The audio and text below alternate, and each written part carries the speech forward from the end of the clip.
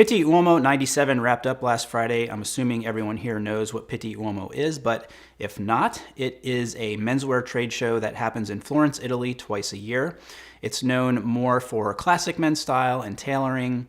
Over the years, it has become the gathering place for well-dressed and stylish gentlemen from all over the world, and gained a little bit of a reputation for those attention seekers, also known as the Pitti Peacocks. So last year I did a reaction video to some of the Pitti street style roundups that you see across the internet from various publications, and I was considering doing the same thing this year, but instead I've decided to do something a little different, and that is to just curate some of my favorite looks that I saw as a spectator from my phone. And one of the reasons I decided to do it this way as opposed to the way I did it last year is that in preparing for this video, I started looking online in all of the usual places that one would find street style roundups, and I started to notice something which honestly totally makes sense.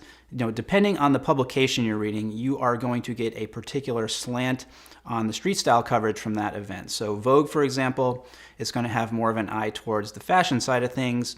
GQ, maybe a little more urban and focused on trends.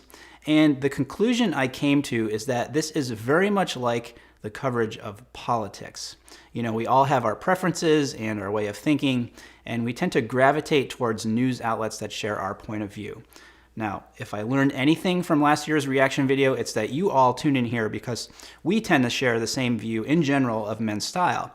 And I also learned that I did not enjoy being negative about some of the looks that I necessarily didn't like. And I also didn't like the negativity that sort of spawned in the comments. So this year, as I said, I'm going to curate my 10 favorite looks from Pitti and tell you what it is that I like about them. Let's get to it. Up first, my man Shuhei Nishiguchi. Shuhei had a bunch of really good looks as always, including one with a burgundy pinstripe suit, but this look to me is absolute perfection. I love it because it's this perfect mix of dressy and casual, and then there's also just this really interesting surprise kind of layered on top of everything that totally works. We're talking about the sweater here. Not only does it totally work, but it kind of makes the outfit, in my opinion. If you take it away, still a good outfit, but adding the sweater with the shapes and the colors over the top of a perfectly fine outfit, just a brilliant move, and it looks so fresh.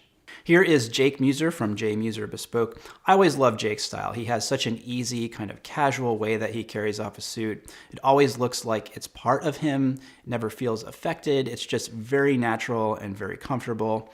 Here, I love what he's doing with the earth tones, the kind of dark green herringbone jacket paired with the brown turtleneck.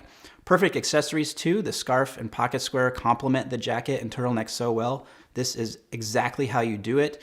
Definitely have to mention the watch also. Looks like a day date. Super classy all around. This is Alessandro Squarzi. Some things in general that I like about his style is the way he combines dressy and casual elements as well as the way he uses vintage pieces in his style. This look is textbook and an absolute masterclass in how to style a statement piece, the big red coat with the awesome plaid in this case, and that is to keep the rest of the outfit simple. We've got white jeans, denim shirt, navy cardigan, and navy blazer. Just allows the coat to be the focal point of the outfit. Also want to point out the suede tassel loafers here, really nice touch, keeping it casual. Here we've got my buddy Matt Hranek, editor of William Brown Project magazine and former guest on HSS Live. Underneath, he's got a really monochromatic kind of cream thing going on that's broken up and contrasted really nicely by the belted jacket. Belted jackets seem to be a little bit of a theme at Pitti 97. We'll see if it catches on. Underneath Matt's jacket, you can see that he's added in a little bit of pattern and color with the scarf. I love the subtlety of it and how it's just peeking out.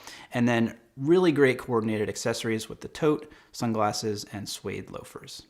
Now, while I like the look on the left, I want to focus on the look to the right. If you know me, you know I'm a sucker for brown, so obviously I'm digging the monochromatic brown thing here. Not everyone can pull off a beret, but this is something that's sort of a hallmark of this guy's style. Great example here of monochromatic done right, which is using various different textures throughout the whole look. If you look closely, there's a little bit of a pile on the jacket.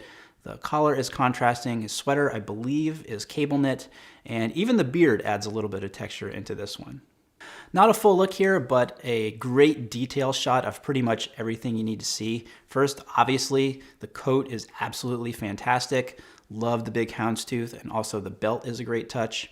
Cool pattern mixing too. The suit, also houndstooth, but small enough that there's a contrast between the two sizes, between the coat and the suit. That's kind of pattern mixing 101. And then we have a really great unexpected and muted pop of color with the plum turtleneck. Another great example of how to style a statement piece. So I know I just said that not everyone can pull off a beret, but I think this guy does it really well also. It takes this look into a completely other dimension, and I love the symmetry and balance it creates between the beret and the suit. Great execution here of pattern and also kind of subtly making a statement. We've got the stripe of the shirt, the check of the tie, and the plaid of the scarf. It's all within the same color family, but it pops off in such a great way. This looks so simple, but there is so much more to it. This is Carl Edwin Gare, better known as @Garisms. Dude can really do it all, and I love the understated elegance of this look. Love the color palette of the gray and the plum. Again, we have the one statement piece, being the scarf here, doing a great job of kind of focusing your attention up to his face. Great jewelry too. Not everyone can pull that off, but it just looks so effortless here. And people who ask whether you need to match metals or not, you have your answer. Japanese guys do traditional American style just so well. You know, seeing certain guys do it, it almost like kind of unlocks a whole new realm of possibilities and things you never thought of that just seems so perfect. Like here, the yellow shirt with the button-down collar that's not buttoned. Want to point out the trousers here also, which are wider legged. If there were a few trends that I saw, wider leg trousers were one of them. These aren't so wide to be eye-catching, but they're definitely leaning towards that way. And then perfect coordination there with the suede jacket and the leather tote bag. Finally, a little bit of a wild card, but I really dug this look. Everything about this is just super cool to me, with the exception possibly of the fur on the shoes. It's a perfectly executed, badass, cool, casual look. You can never go wrong with a sheepskin bomber. The military theme continued in the pants and the black watch cap. And then a really interesting contrast in the pattern of the shirt, which I'm assuming is tied off at the bottom, unless that's a separate belt or scarf tied there. Hard to tell, but really cohesive look and very cool. So those are the 10 looks that caught my eye at the most recent Pitti Uomo. Let me know which ones that you guys liked. If you have favorites that you saw, leave links to them down below in the comments so everyone can go check them out. Give a thumbs up if you like this video. Don't forget to subscribe and hit that bell so you get notified each time we publish a new video. That's all for now. Until next time, thanks for watching and stay tailored.